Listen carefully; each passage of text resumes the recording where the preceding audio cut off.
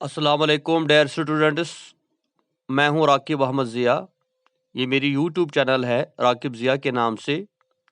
तो इससे पहले भी मैंने काफ़ी वीडियोस बनाए हैं, बट ये पहला लेक्चर है पॉलिटिकल साइंस के जो 11th क्लास के जो स्टूडेंट्स है, क्योंकि आई नो कि रिसेंटली आप 11th में चढ़े हो और आपने जो है अभी स्कूल ज्वाइन नहीं किया। इनफैक्ट आप किसी कोचिंग सेंटर में जा रहे थे, लेकिन वहाँ पर भी लॉकडाउन की वजह से बंद हुआ। इसलिए मैंने डिसाइड किया कि मैं पॉलिटिकल साइंस जो है 11th क्लास के जो हमारे स्टूडेंट्स है, ये उनके लिए एक नया सब्जेक्ट है, क्योंकि रिसेंटली उन्होंने 10th पास किया होगा या जिनका रिजल्ट अभी पेंडिंग है, तो वो भी इस वक्त तैयारी कर रहे होंगे। तो इसीलिए हमारी ये जो लेक्चर सीरीज अब रहेगी, इसमें हम पॉलिटिकल साइंस क्लास 11th के जो है लेक्चर्स डिस्कस करेंगे सिलेबस के हिसाब से और टॉपिक के वाइज से। मगर मैं चाहूँगा कि इससे पहले कि आप इस चैनल पे आए, इसको सब्सक्राइब करें और अपने फ्रेंड्स के साथ इसको शेयर करें, ताकि जो भी पॉलिटिकल साइंस इस वक्त पढ़ते हैं पूरे JNK में या पूरे इंडिया में, क्योंकि जो NCERT का जो सिलेबस का पैटर्न है, ये सारा सिलेबस एक जैसा होता है। इसलिए अगर आप जम्मू में या कश्मीर में या लद्दाख में या कहीं पर भी इंडिया के किसी भी कोने में हैं, तो आप ये लेक्चर्स अटेंड कर सकते हैं। तो पहले हम बात करेंगे सिलेबस की। जो आपका सिलेबस है पॉलिटिकल साइंस का, तो ये इसमें 2 बुक्स आपको पढ़नी है पॉलिटिकल साइंस क्लास 11th। इसमें पहली बुक है इंडियन कॉन्स्टिट्यूशन एट वर्क। तो ये एक NCERT बुक आती है, इंडियन कॉन्स्टिट्यूशन एट वर्क, और इसमें 10 चैप्टर्स है टोटल। और इसके बाद दूसरी बुक भी आती है पॉलिटिकल थ्योरी, जिसको मिला के हमारे पास टोटल जो है 20 चैप्टर्स या हम कहेंगे 20 यूनिट्स बनते हैं। तो 2 बुक्स आपको लानी है, Indian constitution at work and political theory. ये दोनों NCERT की किताबें हैं, पूरे इंडिया में चलती है। इसके साथ साथ अगर आप रेफरेंस के लिए लेना चाहते हैं तो GN रस्तोगी की पॉलिटिकल साइंस भी आती है, आप उसको भी कंसल्ट कर सकते हैं। और साथ ही हमारी यूट्यूब चैनल जो है, इस पे आपको इंशाल्लाह स्टडी मटेरियल भी प्रोवाइड होगा और जितने भी आपके क्वेश्चंस है वो उनका आपको आंसर मिलेगा। और साथ ही हम प्रीवियस पेपर्स के ऊपर भी बात करेंगे, पेपर का पैटर्न क्या होता है, क्वेश्चंस कैसे पूछे जाते हैं, प्रीवियस क्वेश्चन पेपर्स भी हम इंशाल्लाह डिस्कस करेंगे। तो यहाँ पहला जब आप देखते हैं ऊपर, तो इसमें टोटल 100 मार्क्स होते हैं। टोटल मैंने कहा 20 चैप्टर्स है, 10 chapters Indian constitution at work book से है और 10 क्वेश्चन जो है वो पॉलिटिकल थ्योरी से है। तो ये 2020 का सिलेबस आपके सामने है पॉलिटिकल साइंस का। जो इस वक्त आप जो जो भी बैचेस इस वक्त चल रहे हैं, ये उन्हीं का सिलेबस है। इसमें अगर हम यूनिट फर्स्ट की तरफ आप देखेंगे, मेकिंग ऑफ द कॉन्स्टिट्यूशन, इसका नाम है मेकिंग ऑफ द कॉन्स्टिट्यूशन। और इसमें जो क्वेश्चंस दिए गए हैं उधर से ही, that is why do we need constitution, what does a constitution do, who made our constitution, how did the country's partition affect the working of the constituent assembly, what were the sources of the constitution. तो ये कुछ questions वहीं से हमें दिए गए हैं syllabus में कि पहले यूनिट में हमें क्या पढ़ना है।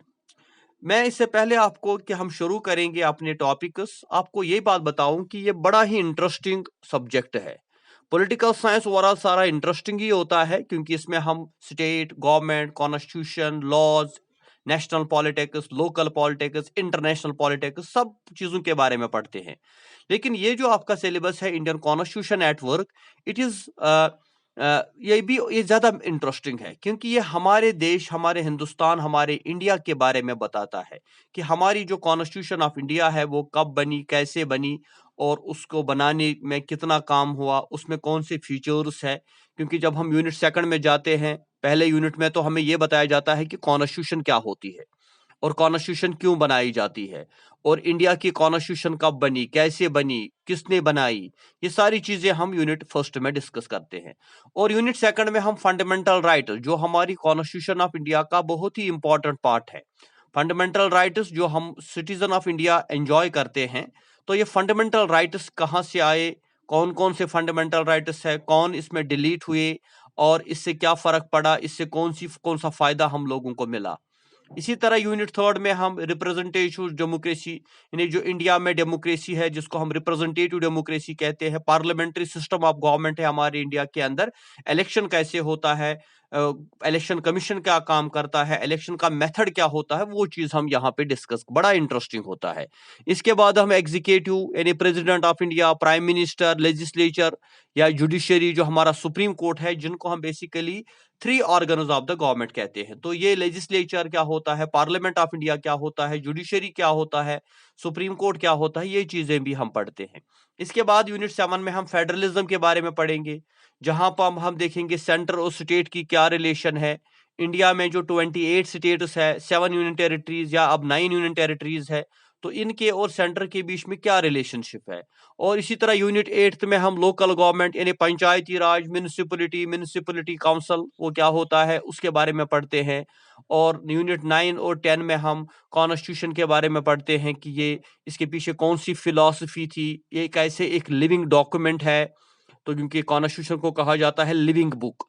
तो ये 10 चैप्टर जो है ये पहली बुक से आते हैं, तो इसमें ओवरऑल हम ये सारी चीजें पढ़ते हैं। इसके बाद अगर हम सेकंड बुक की तरफ जाते हैं, पॉलिटिकल थ्योरी, उसमें हम पहले इंट्रोडक्शन लेते हैं, पॉलिटिकल थ्योरी क्या होती है, पॉलिटिकल साइंस क्या होता है, पॉलिटिक्स क्या होता है, और फिर कुछ बेसिक कॉन्सेप्ट जो पॉलिटिकल साइंस में हम पढ़ते हैं, like freedom, liberty, equality, social justice, right, citizenship, nationalism, secularism, peace, development. तो ये बेसिक कॉन्सेप्ट्स है पॉलिटिकल साइंस के, जो यहाँ पे हमें पढ़ने हैं। तो बहुत लंबा चौड़ा सिलेबस है, काफी टाइम इसको हमें लगेगा, कम से कम 2-3 मंथ्स हमें कंटिन्यू इस चैनल पे रहना होगा, तब जाके इन सारी क्वेश्चंस का आंसर हमारे पास आएगा। अब इंशाल्लाह हम देखेंगे कितना टाइम हमारे पास होगा और कब तक आप इस चैनल के साथ जुड़े रहेंगे, और हम इंशाल्लाह एक एक करके इस पे वीडियो डालते रहेंगे। लेकिन ये पहला मेरा एक इंट्रोडक्शन पार्ट था पॉलिटिकल साइंस क्लास 11th का। तो आपको ये कैसा लगा और आप कैसे चाहते हैं हम कैसे पढ़ाएं, इस पे कौन सा मेथड यूज करें, क्योंकि आगे हम चाहते हैं हम बोर्ड का इस्तेमाल भी करें ताकि लाइव आपके साथ हमारा इंटरेक्शन हो।